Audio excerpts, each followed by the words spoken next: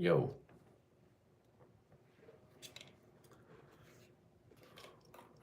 So, as you can tell by the title of today, we are going to be talking about something that you may resonate with. I have some notes up here to try and keep myself a little bit organized. But before we start, I'd like to invite you to close your eyes for just a moment. Come here to the moment, to the present, to that eternal moment that is the now. Take a deep breath through your nose. Push that air into your belly, into the middle of your abdomen near your solar plexus, and then fill up your lungs, expand your ribs, expand your back. Just release it.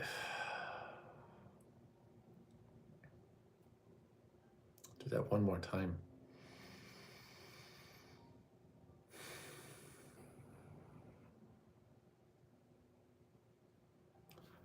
Notice how the breath has the ability to silence things, or it can also emphasize and heighten. I apologize, I have to put on these glasses. My left eye has been twitching all day, so I want to get this taken care of before I go and rest my eyes, because that's important, right?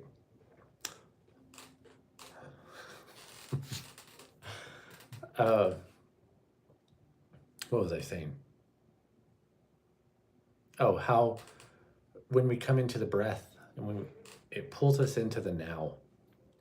And oftentimes, as somebody who has been through things, been through moments of high emotion, moments of high stress, let's say, the breath can become something that we're unconscious of, when in reality, when we're in those states of anxiety, in those states of fear or overwhelm, the breath is really what can pull us into and out of those emotional states. So today's talking point, as you can tell from the title, is what we call chain breakers. Hey, what's up, EMD? Chain breaker is essentially an individual, whether this be in a family dynamic, a societal dynamic, friendships, even relationships, right? If there is one or more people involved in something, big or small, this would be considered a dynamic. That's how I'm expressing it and how I understand it. But anyways, that's all whatever. The chain breaker is that individual, right? The black sheep, the one who is ridiculed, the one who is forgotten, the one who isn't given the attention that maybe is required. And they're just different from the family unit, from society. And that difference can often be something that something that can become a weakness in early life, and not even a weakness. It is something along the lines of a lesson, right? A lesson that pulls us into our moment of strength. And that strength comes from being forgotten, being neglected, being overlooked. There's something about going through that makes an individual want to shift. And I can speak from experience in this, being somebody that was a little bit different from the family unit. And I've come to understand why that is now, because of what we're talking about today, right? Just don't fit in. Flock of seagulls, nice. Appreciate it. But the chain breaker is that individual who is here to say, why do we do what we do? Why do we continue to do the things that we do and say the things that we say and interact the way that we interact, right? This can be anything that is in society or in a family unit, right? I'll use an example. I was plant-based for about 15 years before recognizing that it's good short-term, but long-term it causes significant problems to the body. I was getting lightheaded and things like that. But what I've come to understand is that I was questioning, because it was an immediate pull, like, stop eating this stuff. And so I shifted into that dynamic for a long time. And it helped me to become aware of what I'm actually consuming. And that was a huge thing in my family dynamic. It was like, what are you doing? We don't do that. I even had family members say that I'm not going to last, you know? And but that is the key to it, right? If you are making people question and ask, what the heck, why are you doing that? Then you're breaking the status quo. I'm reading a book right now called The Mastery of Self, and he talks about these things called oppositional warriors or something to that effect. Basically, when someone says hello, they say goodbye. Like they are the opposite of what society would normally call normal. And it was a really interesting thought because I feel like that is what a chain breaker's life is, that individual who's here to just like sever patterns. Chain breaker, whatever you want to call it, that's just what came to me. So essentially, excuse me here while I overlook this. That individual is not here to continue to repeat things. They're not here to continue to repeat the dynamic that they know. Oh, to answer your question, Pig, what made me different from my family? I feel like the big thing is that a lot of a lot of my family members were very much in the hustle and grind and make the money, and you have to work till you're 40. A lot of poverty mindset that it just is what it is and nothing changes. And I always questioned that. And when I would question I was the inquisitive one.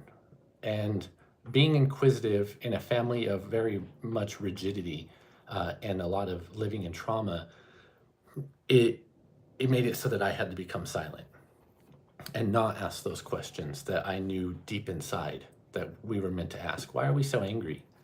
Why do we work so much? There's other ways of making money. Why do we do what we do? You know? So I think being inquisitive in my dynamic was not something my family was ready for. But I always knew deep down that there was something in my family that had to shift. Anger being one of them.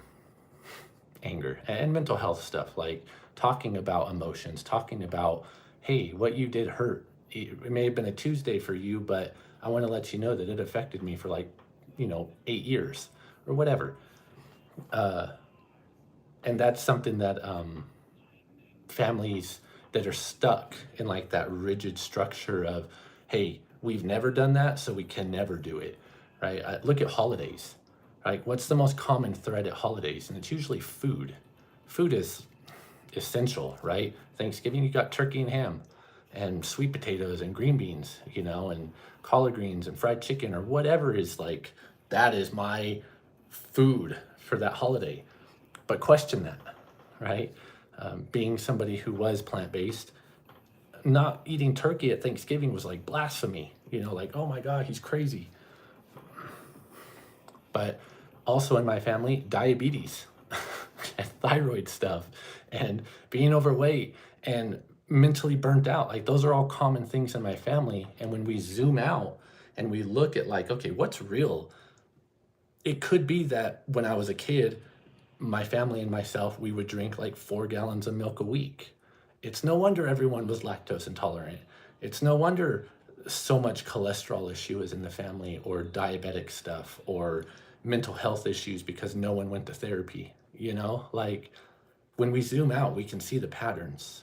And if you're here to change those patterns, that's what's required is like zooming out and seeing what is reality and not just conforming to like what mom or dad or it could have been grandma or great grandma who told grandma, who then trained mom, who then trained us.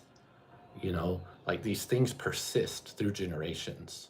When someone has a child, they don't just be like, I know how to raise a kid. It's no, what did mom and dad do? What did they do whenever I did that? And then we just repeat.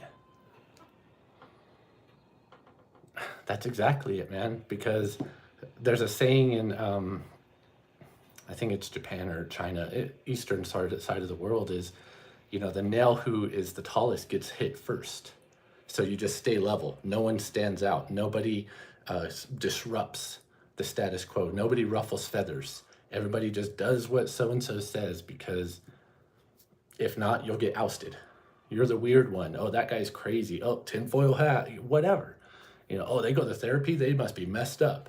When in reality, it's like, no, it's a mental oil change. Going to therapy is a beautiful thing for the brain, because sitting with somebody and and I'm no therapist, but I've been to a tremendous amount of it due to my past. And it's been one of the most helpful things, because I'm there able to converse and talk about these crazy ideas that I had that were told that I'm insane, or that'll never work, or why do you do what you do? And talking to someone who's like, yeah, whatever, that's you. And so I recommend therapy. Like, if you're a male and you've been told by dad that, like, we don't feel feelings and you can't do that because whatever, you'll bring dishonor to the family, or whatever it is, there's nothing wrong with being an emotionally attuned male. There's absolutely nothing wrong with that. So moving forward here, I appreciate the questions and the engagement, Pig. So some of the notes that I've taken is that in your family dynamic, or in that dynamic that you are a part of, that you're saying, you're starting the question, you might be starting to say no instead of being silent. If somebody is talking down to, or maybe at the dinner table, there's a lot of gossip, and you finally say, enough. Why do we do this? They're not even here to defend themselves. And that's just a normal dynamic in the family. You might get some retaliation in that moment, right? Because you're questioning things. Choosing love instead of controlling your partner or the people in your life. Understanding that wherever someone is in their journey, emotionally, mentally, spiritually, or physically, accepting them where they are is far better than trying to control or even fix them, right? If codependency is something that runs in your family. And honestly, like, I know we've all been through stuff. We've all been through pain. We've all experienced those really cruddy moments in life where somebody has betrayed or abandoned, or done harm, or said something that embarrassed us, or whatever it is. When we can learn to accept that that person maybe was projecting, maybe they were having a bad day, maybe they were taught that is wrong or right, and they were defending what they were told and believe in, and that if we can learn to forgive those trespasses, it's not necessarily for the individual that did harm to us, it's for us. Because try this with me really quick. If there's something that happened in your life, right, and you think about it endlessly, when you think about that moment or whatever that is, what comes up in your body? And where is it in your body, right? Oftentimes, and I'm no master in this, but I understand what I feel in those moments, so I'll speak on my own behalf. But when I would think about somebody who did harm to me, I'd usually feel anger. And I'd usually feel it like in the pit here, or maybe even in my throat, like I wanted to say something in those moments. And by forgiving, by holding on, by holding on to that, like, resentment and that frustration and those emotions, they're not even present in our reality, but we can think about those moments, and then all of a sudden we begin to feel and remember what it was like to be trespassed by that person. So instead of holding on to that bitterness, when you forgive, that forgiveness is for you. It's for your peace. If you can let go of the pain and all of the things that people have done to you, that will allow you to exist in a more peaceful state, because you're not holding on to anything. There's an acceptance that comes with forgiveness, especially those that have done the most harm in our life. And of course, you want to educate yourself. When you start to come out of these patterns, there's going to be triggers that happen that are going to pull you back into, you can't believe that. No, we've always done it this way. You got to go back. You have to do it the way we've always done it, right? And so by educating yourself, if money is a thing in your family where there's a poverty-driven mindset, where mom and dad are always stressed out about money, Mom and dad have the money, they go party, they ball it up, you know, and then all of a sudden they're broke and they're stressed out and they're pulling their hair out like, oh my God, where are we gonna get food? Ah! That's a mindset. That is a pattern, right? How do you respond to money? Do you believe there's enough to go around? Do you believe that you're worthy to receive money? Do you believe that you can have money? If there's stress around that, that is a pattern that was inherited by potentially somebody that was close to you at one point in your life. And they trained you that money is hard to get.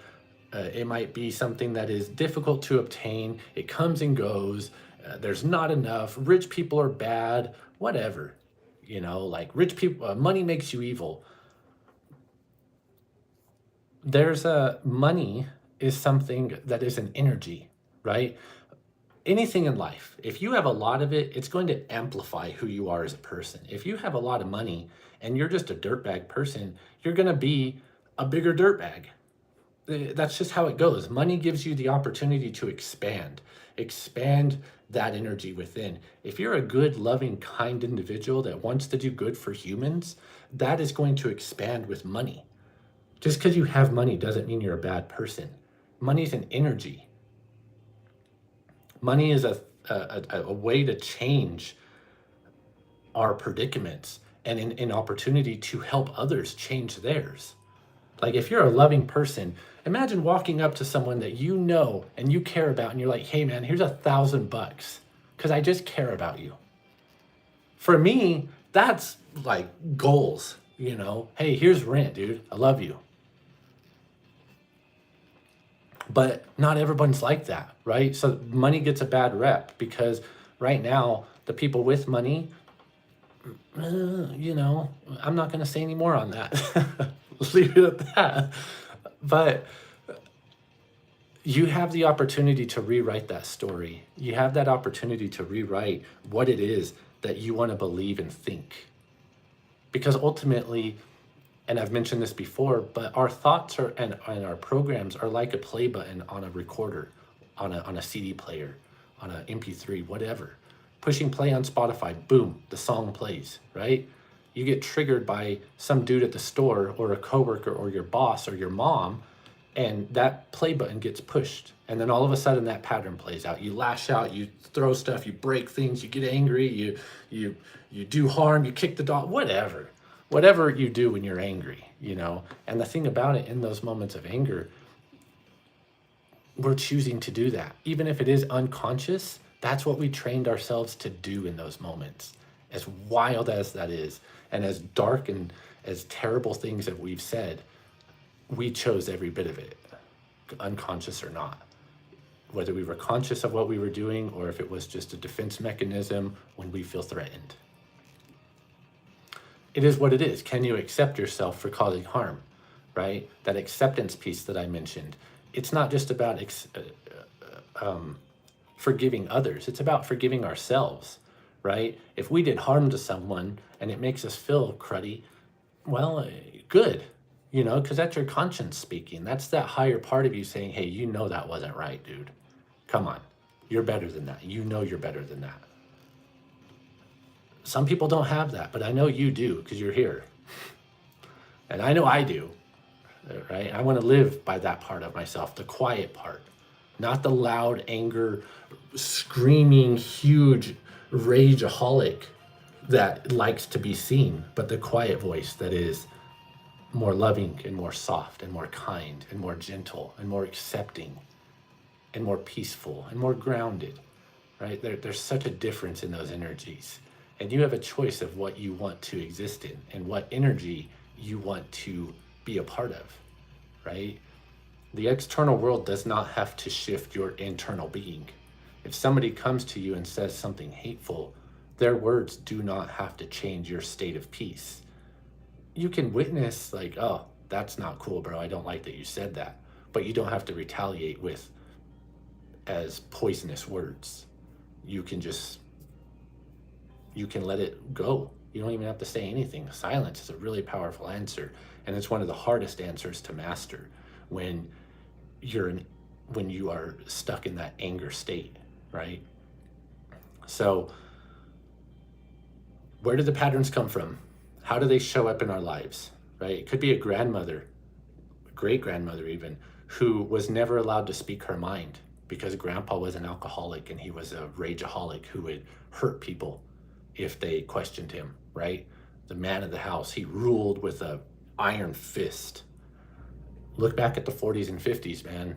That's how the households were, just toxic. Man would come home, be drinking all day, just go home and be heinous to his family, right? At least that's my family, right? And I love them, but I don't want to be like that. No way, no way. It could also be a father, right? That taught you, hey, we don't cry. We don't have emotions. We're men. Be a man, man up, right? What does that even mean? What does that even mean to man up? I mean, I'm pretty sure whenever I was a child, I was emotional. I'm pretty sure when I was a child, I was allowed to cry, right? No one would tell a baby, hey, you shut up. No one would say that. But we're taught as men, we don't cry, we don't have emotions, we have to bottle that up because no one cares. Well, let me tell you something. I care. The emotions that you have are not a crime and they're not a burden. And the people who tell you that probably haven't met themselves and they probably haven't met their own emotions. So just as a reminder, if you've been taught that, do not believe that lie. Because yes, emotions cannot rule your life, but you are allowed to have emotions. They should not control your reactions and how you show up to situations, but you can absolutely have emotion. And you can express it in a healthy manner.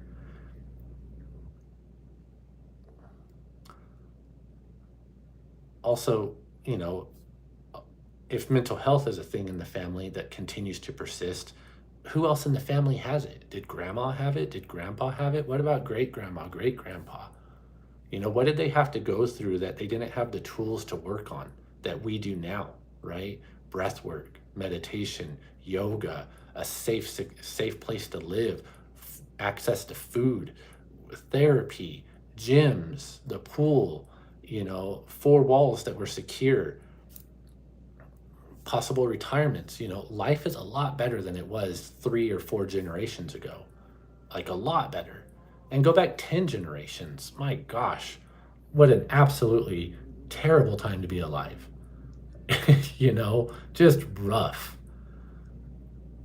So we have this opportunity now as a society, as individuals, to do something different than what our great ancestors did. And one of those things we can do is to believe that we can have a better life. Like I mentioned, financial lack, whenever it comes to how it shows up in the family. Is your family in poverty? Do you struggle with money? Do you struggle with believing that money is readily available to you and that you can have it? Do you struggle to believe that you can grow it and that you don't have to struggle for it? You don't have to trade time for money. Do you believe that you can have prosperity and freedom without struggling every single freaking day? There's ways to do it, man. I watched someone over 2 weekends ago, I watched someone make $14 million in 2 days. That's absolutely life-changing. At least for me. For them, maybe not so much. When you make $1 million a day, that's just kind of like, oh, that was a good day. But dude, if you can imagine making that much money, it's possible. But here's the thing.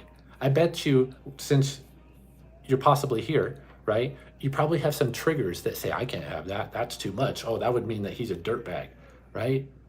Witness those stories you tell yourself because your subconscious is going to believe what you tell it. If you say, I'm unworthy of money, guess what, man? Your reality is going to match that. If you have a thought matched with a strong belief, you're in for either a really good time or a really, really tough manifestation. Because what we think is what we become. And if we think like our ancestors did, we're going to become them. Not to diminish who they are as people. I would not be here without them. But the goal of having offspring is to be on a continuous rise, right? Humanity's meant to rise. And that means every family is meant to rise, including yours. So, if any of this resonated today, which I hope it did, just know that you being different from the status quo, you being different from your family, from society, from the people that you work with, feeling a little bit like an outcast, you've been in the fire to be forged, right? Diamascus still does not go in the fire one time. Diamascus goes in the fire over and over and over and over in order to get all those layers, to get all that strength, to get all that toughness. Just realize that all the fires that you've been through and all of that pain that you've had to go through has not been in vain. You are coming out an unbelievably resilient person. And the strength that you are cultivating is going to change not only your life, but your entire lineage. I believe this fully.